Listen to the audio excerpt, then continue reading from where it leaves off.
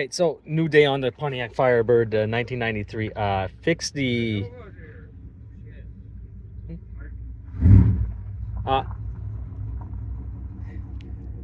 uh, we fixed the battery issue. We fixed the ignition module issue. Everything was running fine yesterday. Started it up now. Well, actually, I got a call last night, and now it's a crank. Not a crank, a no start. All right, so give you guys a view of that. All right, so it is not starting. So we gotta try to figure out why this is not starting and go from there. I'll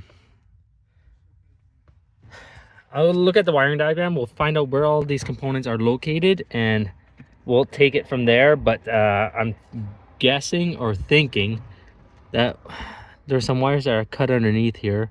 Looks like if somebody added a remote starter into it or something at some point. So let's get underneath here and go see what's going on. All right, so this is the best I'm gonna be able to get you guys in onto this. But we're gonna start by removing all the bolts. All right, so let's get underneath here. We'll see what they have hooked up. Oh, we'll go from there. That's not the right size. I don't have the right size, so, and they like to drill holes in this apparently, so we're just gonna flip it around. We can flash for codes. In order to flash for codes, there's 2 pins up in the corner here. We just gotta jump those, and we're gonna get a number 12 that's gonna flash 3 times, and then after that we're gonna get a the code that you're gonna get 3 times, and then after that, what size is this one now? There is actually one in here. I'll go get the 7. Give me a minute. All right, let's see if I can undo this one so we can get underneath and see all this wiring. Oh yeah, what was it saying?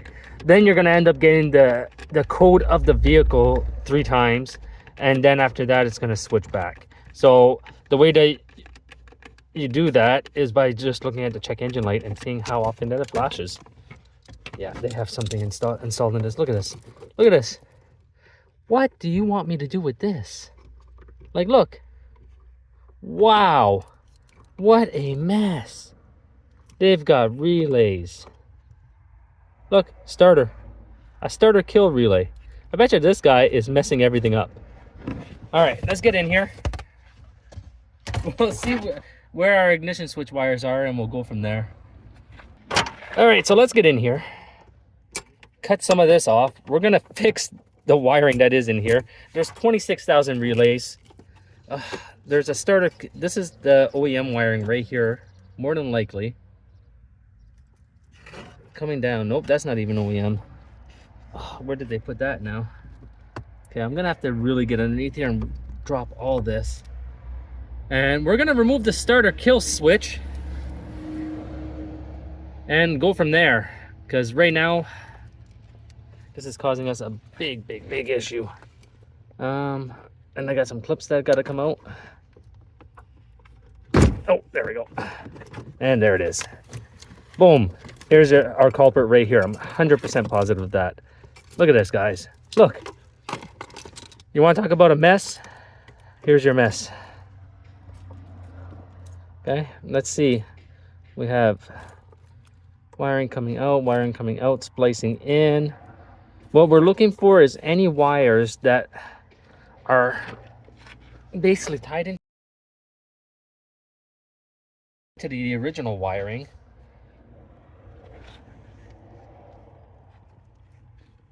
Which is going to be kind of hard on this one, but we're going to try. There. There's this. That's original. Let's see what we got. This does not look original right here. Okay, then we have something that's coming all the way over here.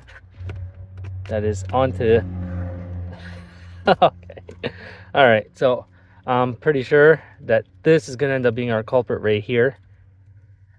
It comes up to our park neutral switch that's underneath. So that's going to have to be taken off and verified, that's for sure. There's a ground right here, but that doesn't mean that the starter kill is not working.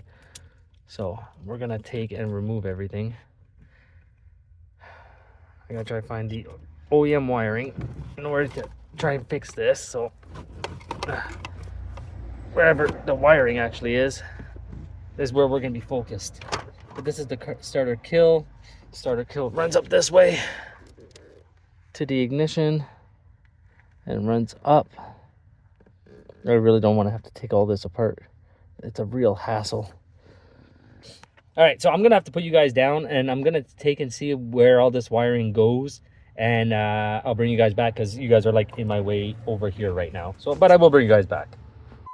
All right, everybody. So here's all the wiring. The car is started. I'll give you guys a view of that. All right, car starts up nicely. The wiring is back to stock if you want. And here's the garbage aftermarket kill switch. So, point of the story, there could be multiple issues onto a car, especially if the people have been working onto it for a year. And this car actually had 3 issues from the beginning. Battery not tightened, then it had all the pins at the ignition module, and an aftermarket kill switch onto it. So, with that being said, hope you guys enjoyed this video, and I'll see you guys next time.